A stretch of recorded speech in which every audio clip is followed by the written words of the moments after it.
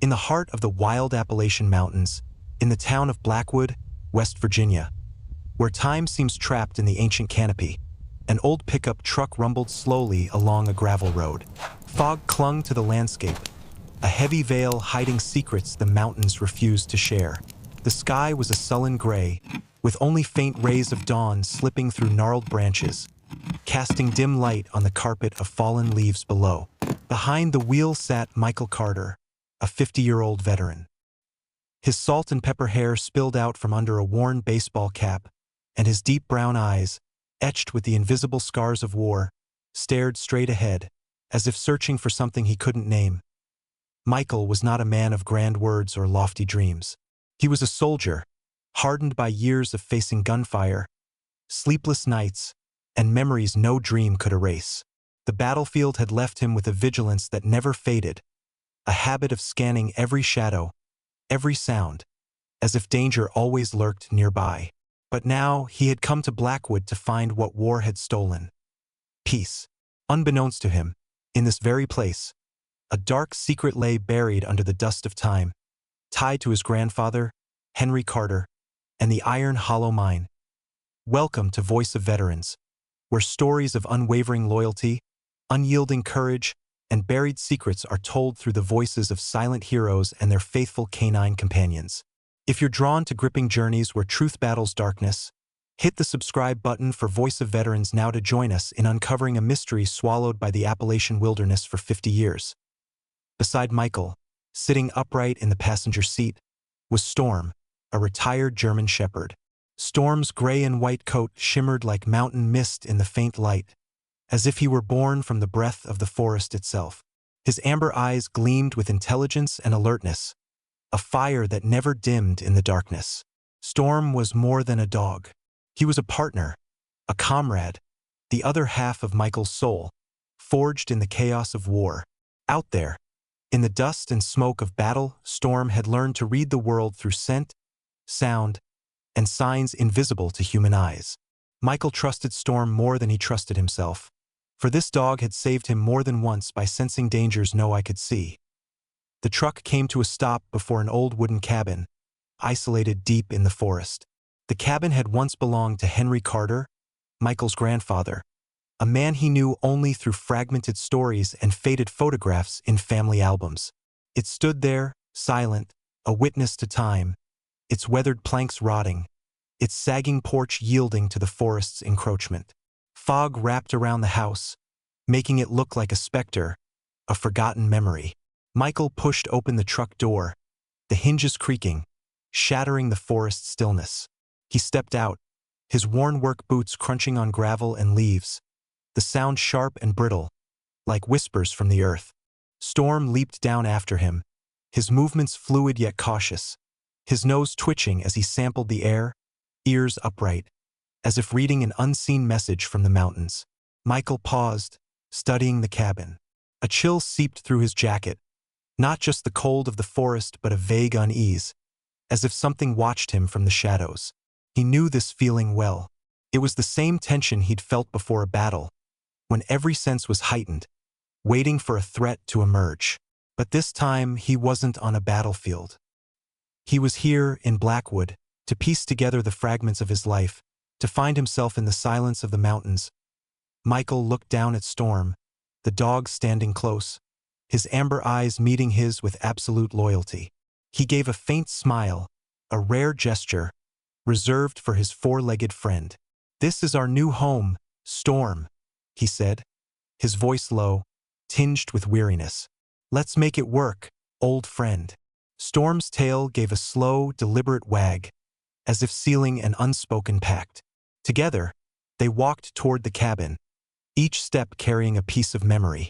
Michael pushed the wooden door, its hinges groaning a long, mournful wail, like a warning from the past. Inside, the air was thick with the smell of old wood and dust, as if time had sealed everything in a shroud of oblivion. Weak light from dust-covered windows filtered in, illuminating motes of dust that danced like tiny spirits recounting tales of yesteryears. Michael stood in the center of the room, taking a deep breath, feeling the weight of the place settle over him. This was more than a house.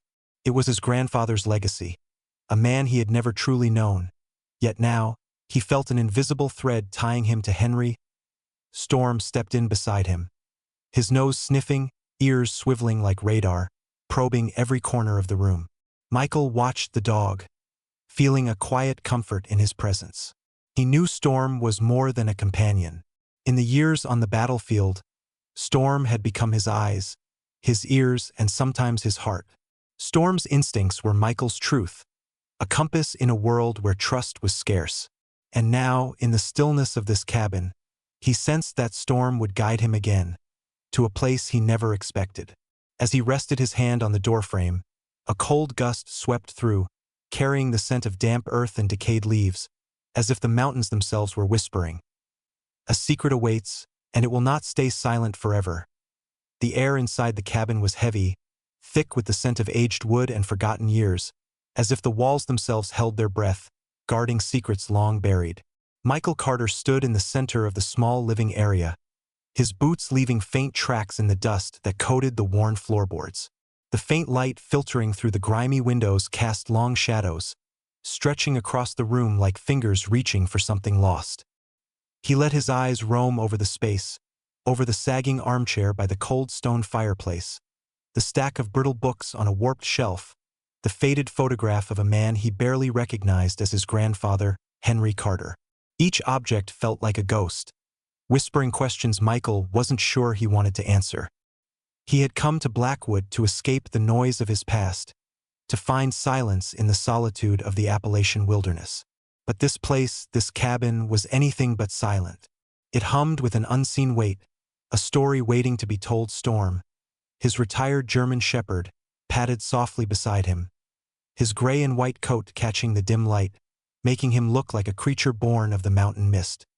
His amber eyes darted from corner to corner, ears twitching as if catching sounds Michael couldn't hear.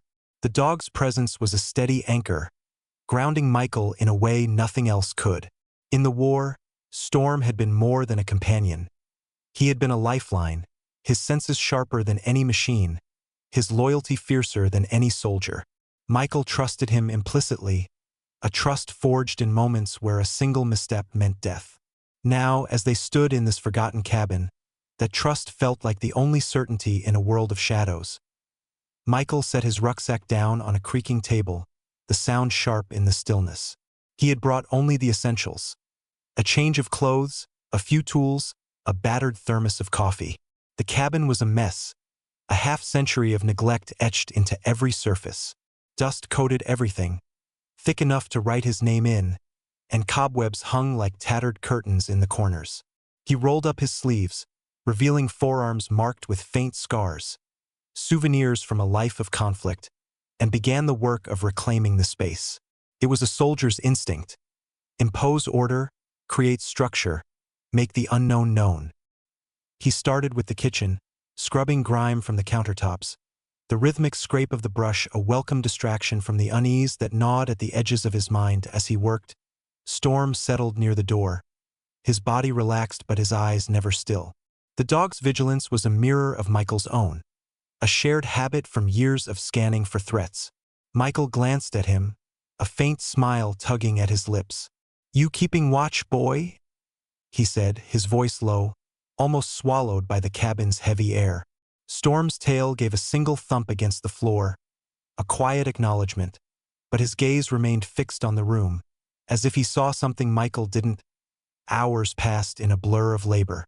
Michael cleared out drawers filled with meaningless trinkets: rusted nails, a broken pocketknife, a handful of faded receipts yellowed with age. Each item was a fragment of his grandfather's life, a puzzle piece that didn't fit. Henry Carter had been a miner, a man of calloused hands and quiet strength, or so the stories went. But Michael had been too young to know him, too young to understand the weight of the man's absence. The official story was simple. Henry had died in a mining collapse at Iron Hollow in 1973, along with 14 other men. A tragedy, they said, a wound that still scarred the town of Blackwood. But as Michael sorted through the remnants of his grandfather's life, that story felt thin, like a worn-out lie told too many times. The cabin seemed to agree. The walls creaked without wind, The floorboards groaned under his steps, as if urging him to listen closer. Michael paused, wiping sweat from his brow, and felt that familiar hum of anxiety rise in his chest. It was the same low buzz he'd carried from the battlefield, the one that kept him awake at night, that made him check the locks twice, that turned every shadow into a threat.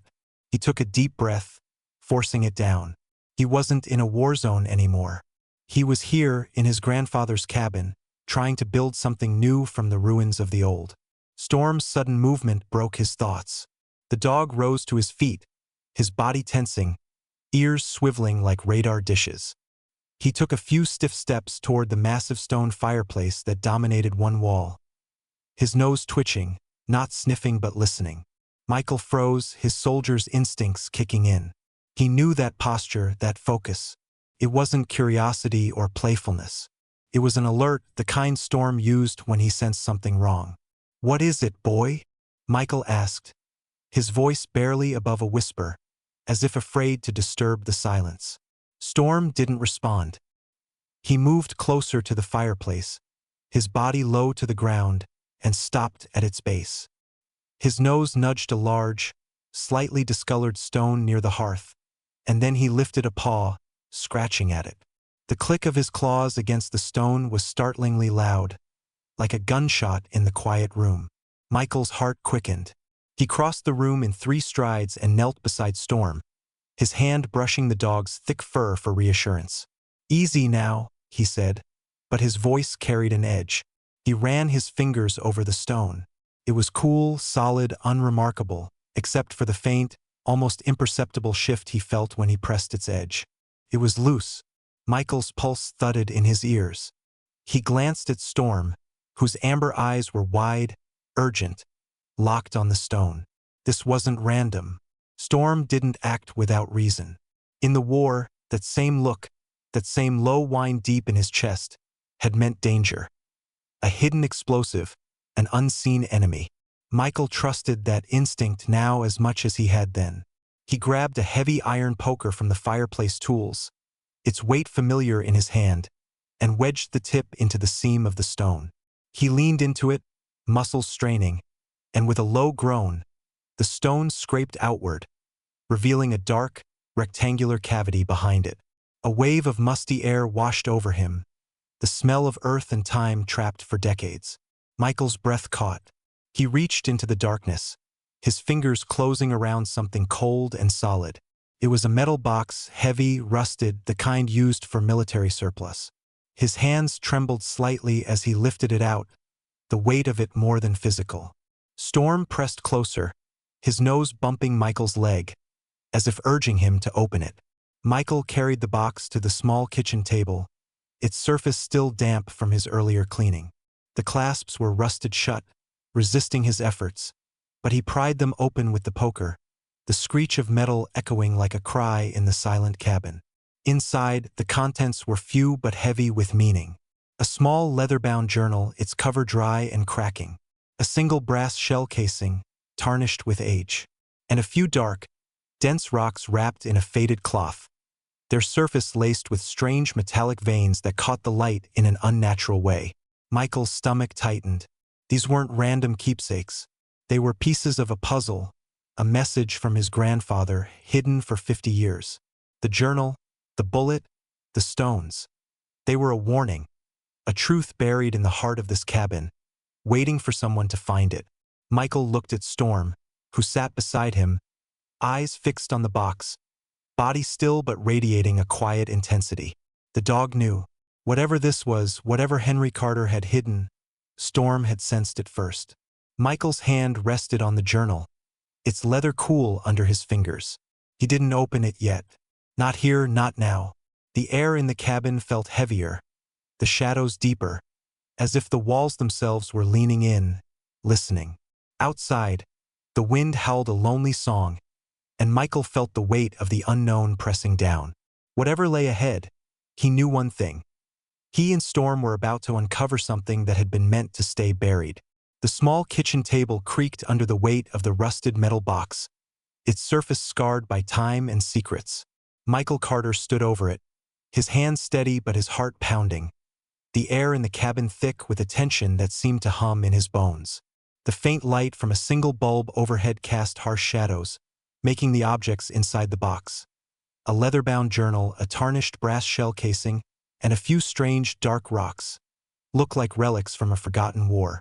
Storm, his German shepherd, sat close, his gray and white coat brushing against Michael's leg. His amber eyes locked on the box with an intensity that mirrored his own. The dog's low whine, barely audible, vibrated through the silence, a warning that whatever lay within these items was no ordinary inheritance. Michael felt it too, a soldier's instinct, honed by years of facing unseen threats. This wasn't just a discovery. It was the beginning of something dangerous. He reached for the journal first, its leather cover so dry it felt like it might crumble under his touch. The pages were yellowed, brittle. The ink faded but still legible.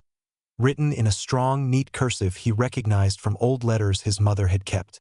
It was his grandfather's hand, Henry Carter's, a man who had worked the Iron Hollow mine until the day it claimed him and 14 others in 1973. Or so the story went. Michael opened the journal carefully, as if disturbing a grave. The first entry was dated decades ago, a simple record of a miner's life. The cold bite of early mornings in the tunnels, the ache of muscles after a long shift, the quiet pride of providing for a family. Henry wrote of his wife, Michael's grandmother, with a tenderness that made Michael's chest tighten, a pang for a man he'd never truly known. But as he turned the pages, the tone shifted. The entries grew shorter, the handwriting tighter, as if written with a clenched fist. Strange men had come to the mine, Henry noted. Not miners, but city men, with hard eyes and clothes too clean for the dust of Blackwood. They carried themselves like soldiers, watching but never working, their equipment arriving in covered trucks under the cover of night. "They don't belong here," Henry wrote, his words sharp with unease. "Ask the foreman what they're doing. He told me to keep my head down.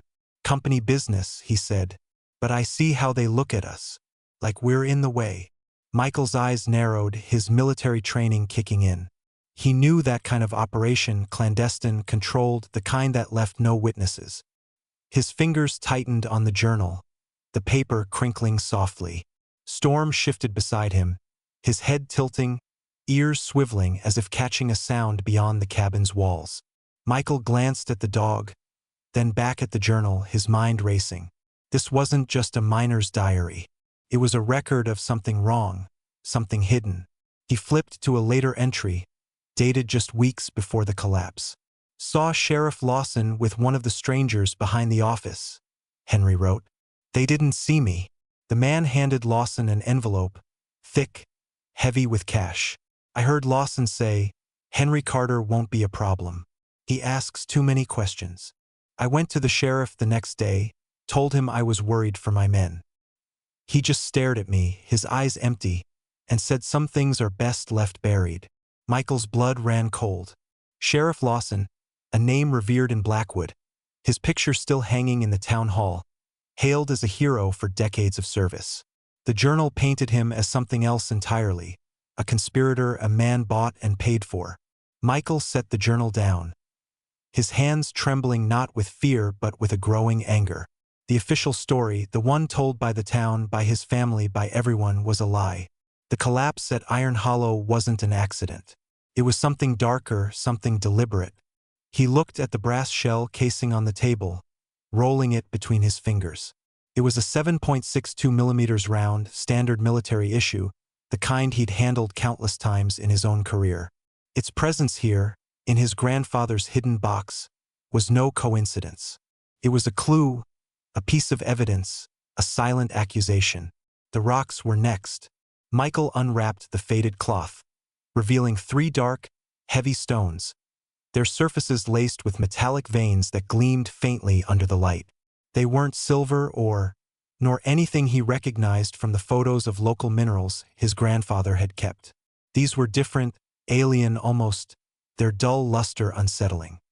He didn't know what they were, but a cold certainty settled in his gut. These rocks were the key, the reason for the journal, the bullet, the secrecy. They were worth killing for, worth burying 15 men in a mine to keep hidden. He wrapped them back up, his movements slow, deliberate, as if handling something volatile. Storm let out a soft whine, his nose nudging Michael's hand, pulling him back to the present.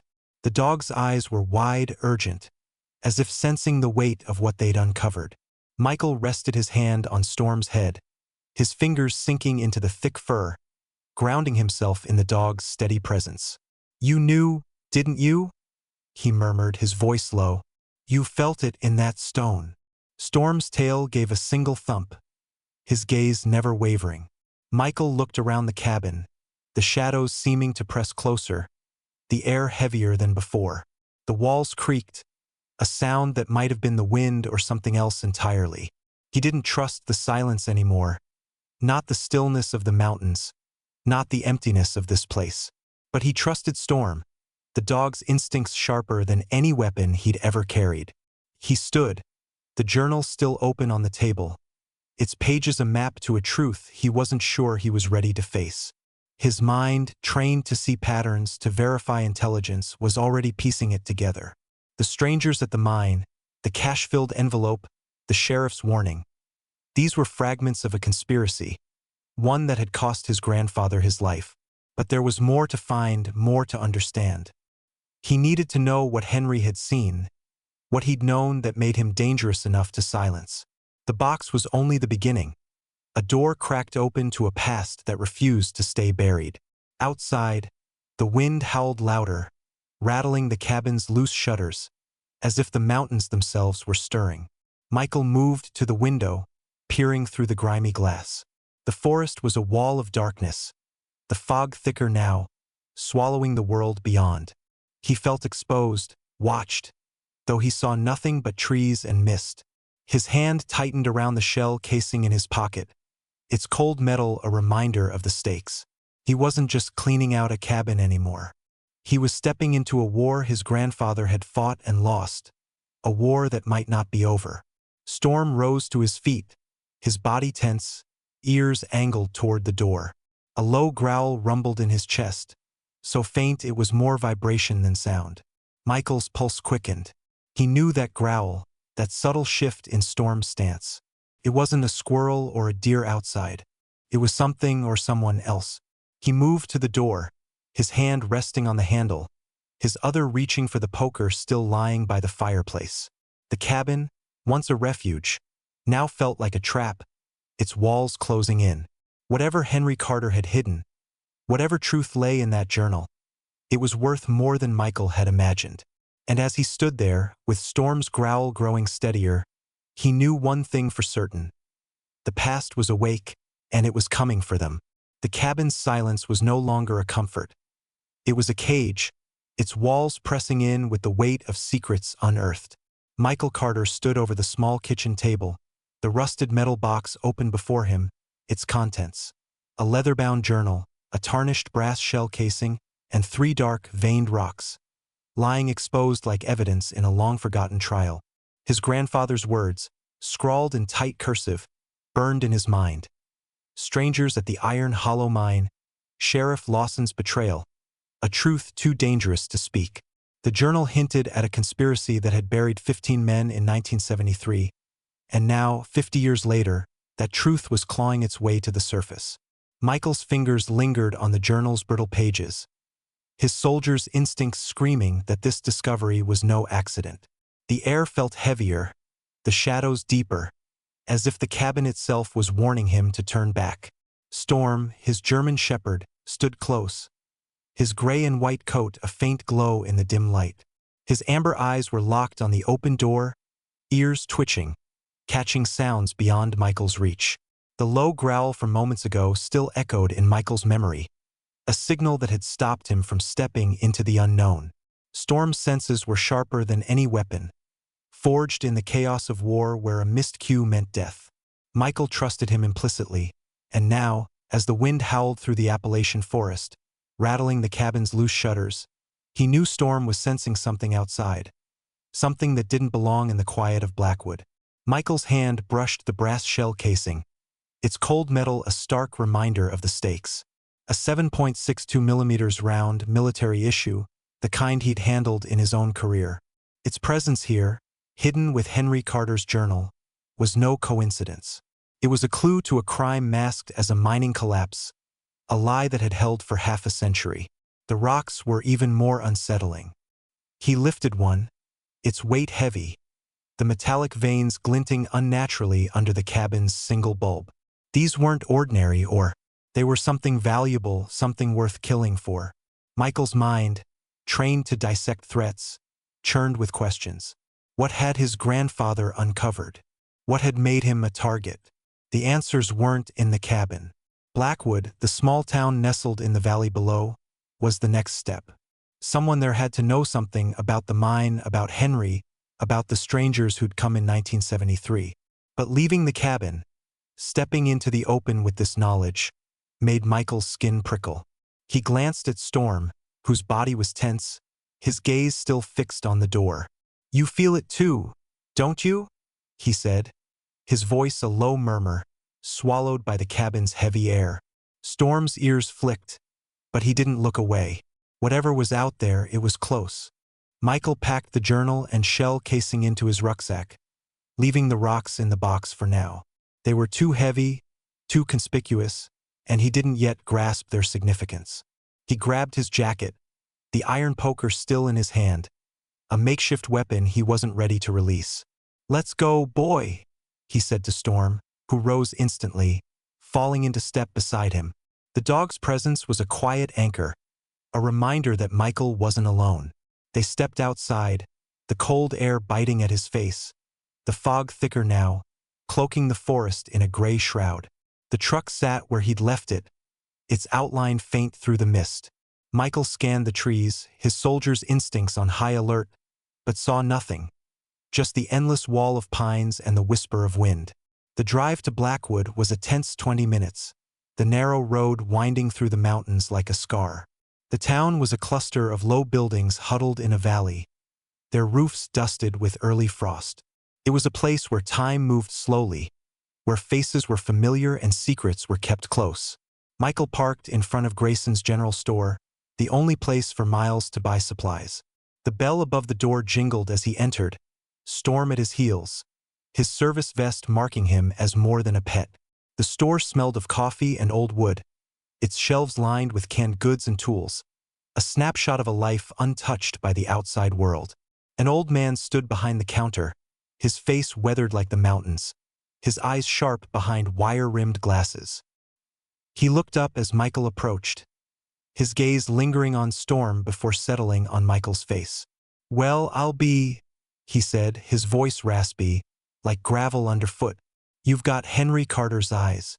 You must be Michael." Michael nodded, surprised to be recognized after all these years. "Yes, sir," he said, his tone steady but guarded. "And you are?" "Grayson's fine," the man replied, a sad smile touching his lips. He leaned on the counter, his eyes drifting to Storm, who stood quietly by the door, ears up, watching. "That's a fine animal you've got there. Name's Storm, I take it." Michael nodded again, impressed by the old man's perception. Grayson's gaze returned to him, heavy with memory. "It's good to see someone at Henry's cabin again. Been too long. A shame what happened, though. A real shame." Michael's jaw tightened. He knew the story that was coming, the one he'd heard all his life. "The mine collapse," he said, testing the waters. Grayson nodded, his expression darkening. "Iron Hollow, 1973. Worst day this town ever saw. Took 15 good men, your grandfather included. A terrible accident, they said. Nobody stood a chance." His voice dropped, almost a whisper. "Your grandfather was one of the best. Always asking questions, always looking out for his crew. Maybe too much." Michael's pulse quickened. There it was, a crack in the official story, echoing the journal's warnings. He kept his face neutral, years of training masking his emotions. "What do you mean, too much?" he asked, his voice calm but probing. Grayson hesitated, his eyes flicking to the door, as if expecting someone to walk in. "Henry was curious," he said carefully, "always poking around, wanting to know why things were the way they were. Some folks didn't like that, said he was stirring up trouble." A chill ran through Michael, Not from the cold seeping through the store's windows, but from the weight of Grayson's words. They mirrored the journal's entries. Strangers, betrayal, a sheriff bought and paid for. He wanted to press further, to ask about the mine, the strangers, the money, but Storm's sudden movement stopped him. The dog's head snapped up, his body stiffening, a low growl rumbling in his chest. Michael followed his gaze to the window, where a shadow moved, just for a moment, before vanishing into the fog. His hand tightened around the poker in his jacket pocket. Someone was watching. Grayson saw it too, his face paling slightly. "You be careful up at that cabin," he said, his voice low, urgent. "Some things around here don't like being dug up." Michael nodded, his mind racing. He gathered his supplies, coffee, canned food, a new flashlight, and paid quickly, his eyes never straying far from the window. As he and Storm stepped back into the fog, the bell jingling behind them, he felt the weight of the journal in his rucksack, the shell casing a cold reminder in his pocket. Blackwood wasn't just a quiet town. It was a graveyard of secrets, and someone was still guarding them, waiting in the mist. The fog clung to the windshield like a living thing as Michael Carter guided the old pickup truck back up the winding road to the cabin, the lights of Blackwood fading into the gray haze behind him. The encounter at Grayson's general store had left a knot in his stomach. Grayson's words, "Some things don't like being dug up," echoing alongside the damning entries in his grandfather's journal. The air inside the truck was heavy, thick with the scent of damp leather and the faint musk of Storm, his German shepherd, who sat upright in the passenger seat. Storm's amber eyes were locked on the road ahead, ears swiveling, catching sounds Michael couldn't hear. The dog's low growl from the store still lingered in Michael's mind, a warning that someone, or something, had been watching from the shadows. His hand tightened on the steering wheel, the brass shell casing in his pocket a cold, constant reminder of the secret he'd uncovered. The iron hollow mine collapse was no accident, and the truth was dangerous enough to draw eyes in the fog. The cabin loomed ahead, its silhouette barely visible through the mist, like a ghost refusing to fade. Michael parked and stepped out, his boots crunching on the gravel, the sound sharp in the oppressive silence. Storm leaped down beside him, his gray and white coat blending with the fog, his body tense, nose twitching as he scanned the trees. Michael's soldier's instincts were on high alert, his eyes darting to every shadow, every flicker of movement in the pines. The forest felt alive, watchful, as if it knew what he carried in his rucksack. Henry Carter's journal, a record of betrayal and murder that had been buried for 50 years. He gripped the iron poker, still tucked into his jacket, its weight a small comfort against the unknown. Inside the cabin, the air was colder, heavier, as if the walls themselves resented his return. Michael set the journal on the table, its leather cover cracked and worn, and lit a second lamp to push back the shadows. Storm settled near the door, his eyes never leaving the window, his ears angled toward the forest beyond. Michael sat down, the chair creaking under his weight, and opened the journal again, his fingers tracing the tight cursive of his grandfather's words. He needed more than hints, more than fragments of a conspiracy. He needed a trail to follow, a way to understand what Henry had died for. The entries grew darker as he read deeper. Henry wrote of late-night meetings at the mine, of equipment that didn't belong in a coal operation, machines with strange markings, guarded by men who spoke in clipped, professional tones. "They're not here for coal," Henry had scrawled, his handwriting jagged with urgency. "Found something in the lower tunnels today. Not like anything I've seen. Dark, heavy, with veins that glow faintly under light. The strangers took it, locked it away. They watch us now, always watching." Michael's heart thudded. The rocks in the metal box, with their unnatural metallic veins, matched Henry's description. They weren't just minerals. They were the key to whatever had happened at Iron Hollow. He flipped to another page, dated just days before the collapse. "Talked to Samuel Reed today," Henry wrote. "My best friend, the only one I trust. We agreed to hide what we know. If something happens to me, he'll keep it safe. They're closing in, Lawson and the strangers. I saw them again last night, loading crates into unmarked trucks. Samuel says we need a plan, a place to hide the truth. Michael's breath caught. Samuel Reed, another name from the past, another victim of the so-called collapse. But the journal suggested something else. Samuel had been part of Henry's resistance, a partner in guarding a secret too dangerous to reveal. Michael leaned back, his mind racing. Samuel Reed. If anyone else knew what Henry had known, it would be him.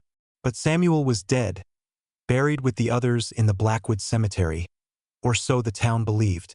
Michael needed to find out if Samuel had left anything behind. A clue, a message, a way to continue what Henry had started. He scanned the journal for more, his eyes catching on a single line near the end. Samuel's boy Daniel is only 10. If we don't make it, he'll need to know. I've hidden the key where no one will look. Michael's pulse quickened. Daniel Reed, Samuel's son, would be an old man now, if he was still alive. And a key hidden, waiting to be found. Storm's sudden movement broke his focus. The dog rose to his feet, his body rigid, a low growl rumbling in his chest. He moved to the window, his nose pressed against the glass, ears locked on something outside. Michael's hand went to the poker, his body tensing as he followed Storm's gaze. The fog was too thick to see clearly, but a faint crunch of gravel reached his ears, deliberate and slow, like footsteps trying not to be heard. He stood, his heart pounding, and moved to the door, his hand hovering over the handle. "Easy, boy," he whispered, but Storm's growl deepened. His teeth bared, a warning that danger was close. Michael cracked the door open, just enough to peer into the fog. The forest was a wall of gray, the pines barely visible, their branches swaying in the wind. He saw nothing, but the hair on the back of his neck stood up. He knew this feeling, the same one he'd felt in war, when an enemy was near, watching, waiting. Storm pressed against his leg, his body a coiled spring, ready to act. Michael closed the door quietly, his mind racing. Someone had followed him from Blackwood. Someone who knew he'd been to Grayson's store. Someone who saw him as a threat. The journal, the shell casing, the rocks, they weren't just relics. They were proof, and someone wanted them to stay buried. He returned to the table, his eyes falling on the journal again. He needed to move faster to find Daniel Reed, if he was still alive or whatever Henry had hidden. But the journal alone wasn't enough. He needed to understand the rocks, the strangers, the conspiracy that had killed his grandfather. He flipped to the back of the journal, searching for anything out of place, any hint of the key Henry had mentioned. His fingers brushed the leather cover, and he froze. There was a faint thickness, a subtle ridge beneath the binding. His heart thudded. He grabbed a knife from his rucksack, its blade glinting in the lamplight, and carefully sliced along the seam of the cover. The leather parted, revealing a hidden slit, and inside, tucked into the binding, was a single folded piece of paper, yellowed and fragile with age. Michael unfolded it under the lamp, his hand steady despite the adrenaline coursing through him.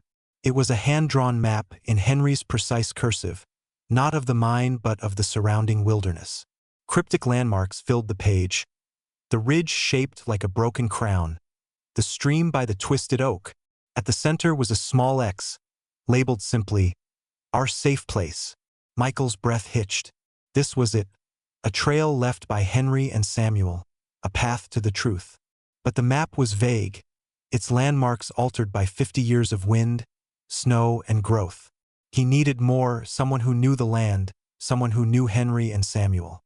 Storm's growl turned sharp, a single bark cutting through the silence.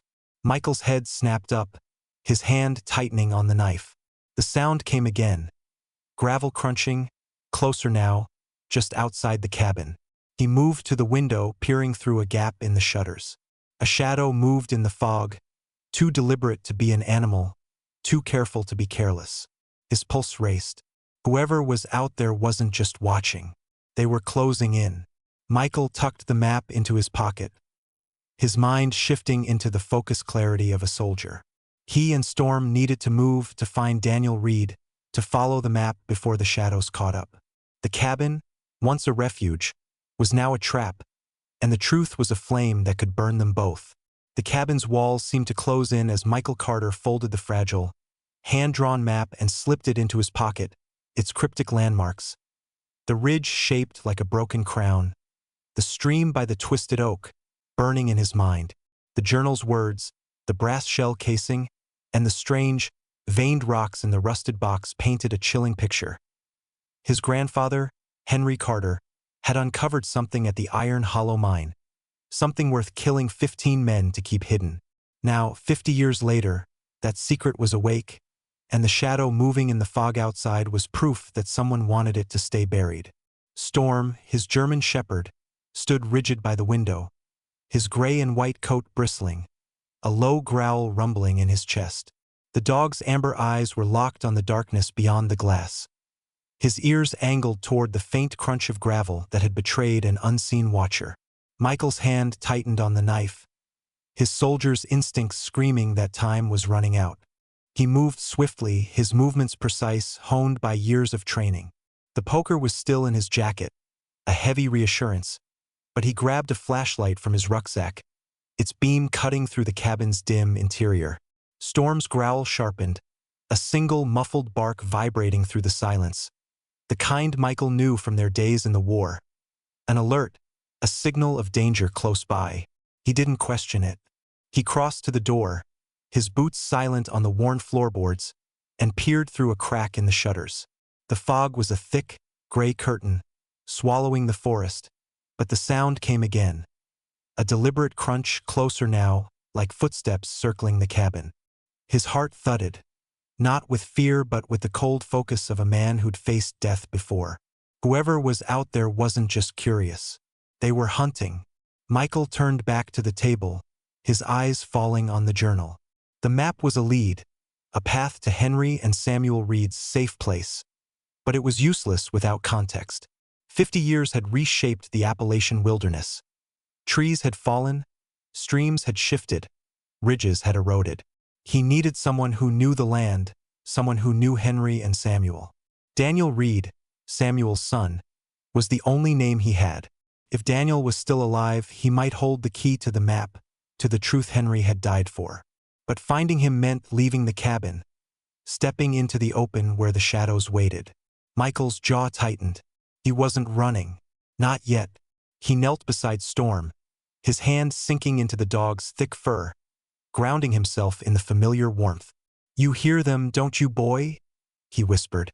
Storm's eyes met his, steady and unyielding, a silent promise that they were in this together. Michael rose, tucking the journal into his rucksack alongside the shell casing. The rocks he left in the box, their weight too much for now, but he memorized their strange, metallic sheen, a clue he couldn't yet decipher. He needed to move to find Daniel Reed before the watcher in the fog closed the distance. But first, he needed to know what he was up against. The wind howled louder, rattling the cabin's loose shingles, as if the mountains themselves were urging him to act. Michael dimmed the lamp, plunging the room into near darkness, and moved to the back window, peering into the forest. The fog was impenetrable, but a faint glint caught his eye, a flicker of metal, brief and deliberate, like a flashlight being switched off. His pulse quickened. Someone was out there, and they weren't alone. He thought of Grayson's warning at the store. Some things don't like being dug up. The old man had known more than he'd said. His hesitation a sign that Blackwood's secrets were still guarded, still deadly. Michael's mind raced, piecing together fragments from the journal and Grayson's words. Henry had written of strangers at the mine, men who weren't miners, who moved like soldiers and guarded crates of unknown cargo. Sheriff Lawson had taken bribes, betrayed his own people. The rocks, the shell casing, the map, they all pointed to a conspiracy, one that had buried 15 men under the lie of a mining collapse. But why? What was so valuable that it justified murder? Michael's eyes drifted to the box, to the rocks hidden inside. He'd seen enough in his military career to recognize strategic assets, materials critical to weapons, technology, power. These rocks weren't coal or silver. They were something rarer, something that could shift the balance of wars or economies. Storm's growl deepened, pulling Michael back to the present. The dog had moved to the door, his body low, teeth bared, a silent warning that the threat was closing in. Michael grabbed the flashlight and switched it off, relying on the faint moonlight filtering through the fog. He needed to move, but not blindly. He thought of the map of the safe place marked with an X. If Henry and Samuel had hidden something there, it could be the key to everything. The truth about the mine, the strangers, the murders. But finding it meant navigating the wilderness, a landscape that had changed in 50 years, and evading whoever was stalking him now. He crouched low, moving to the side window, his movements silent, practiced. Storm followed, his paws soft on the floor, his presence a steady reassurance. Michael peered into the fog, his eyes straining for any sign of movement.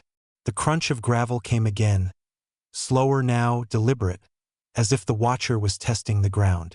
Michael's hand tightened on the poker, his mind flashing to his training, countersurveillance, evasion, survival.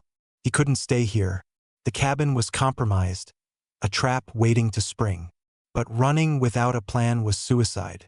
He needed to find Daniel Reed, to follow the map, to uncover what Henry had died to protect. Michael slipped the rucksack over his shoulder, the journal and shell casing secure inside. He moved to the back door, a narrow exit leading to an overgrown path into the forest. It was a risk, but staying was worse. He glanced at Storm, whose eyes gleamed in the darkness, ready for whatever came next. "Stay close," he whispered, his voice barely audible. Storm's tail gave a single, sharp thump, a signal of understanding. Michael eased the door open, the hinges creaking softly, and stepped into the fog, the cold air biting at his skin. The forest was a maze of shadows, the pines looming like sentinels, their branches swaying in the wind. He moved quickly, keeping low, his boots silent on the damp earth. Storm stayed at his side, his nose twitching, ears swiveling, guiding them through the darkness. The crunch of gravel was gone, replaced by the rustle of leaves and the distant howl of the wind. But Michael wasn't fooled. Whoever was out there was skilled, patient, professional. They weren't just townsfolk curious about the new arrival. They were trained like he was, and they knew what he'd found. The map in his pocket felt heavier now, a beacon drawing danger closer. Michael's mind raced, plotting a path to the ridge on the map, to the stream by the twisted oak. If he could find Daniel Reed, if he could reach the safe place, he might uncover the truth before it buried him too. The forest seemed to tighten around them, the fog a living thing, cloaking their every step.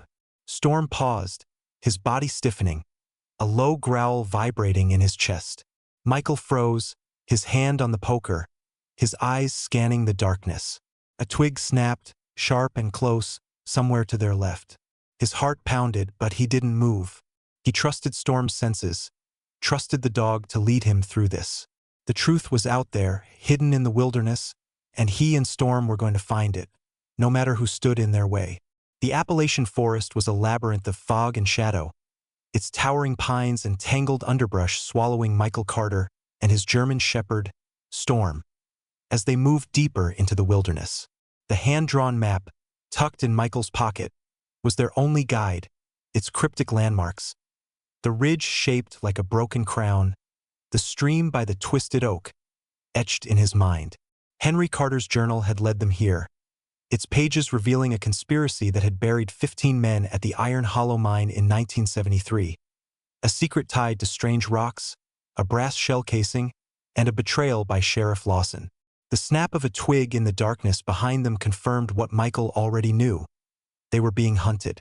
Storm's low growl, a steady rumble in his chest, was a constant reminder that danger was close, his amber eyes cutting through the fog like beacons. Michael's hand rested on the iron poker in his jacket, his soldier's instincts honed to a razor's edge, ready for whatever lay ahead. The air was thick with the scent of damp earth and pine needles, the fog so dense it clung to Michael's skin, chilling him through his jacket. Each step was deliberate, his boots sinking into the soft forest floor, the sound muffled by the carpet of leaves.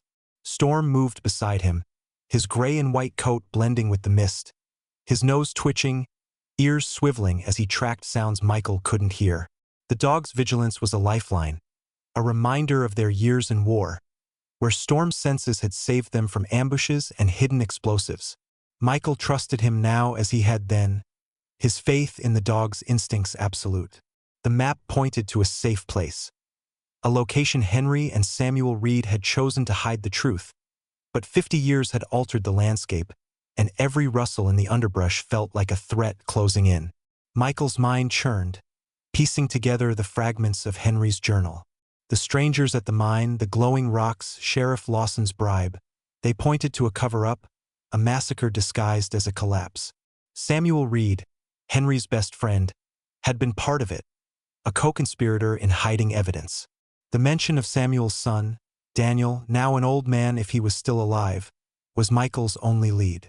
If Daniel was out here, in the wilderness, he might know what Henry had died for, what the safe place held. But the map was vague, its landmarks warped by time, and the shadow in the fog was a constant reminder that someone wanted to stop him before he found it. They reached a narrow ridge, its jagged outline faintly resembling a broken crown in the dim moonlight filtering through the fog. Michael paused, pulling the map from his pocket, its paper crinkling softly. He traced the lines with his finger, orienting himself. The stream by the twisted oak was next, but the forest was a maze, and the fog made every tree look like a ghost. Storm stopped beside him, his body rigid, ears locked on a point in the darkness. Michael followed his gaze, his hand tightening on the poker.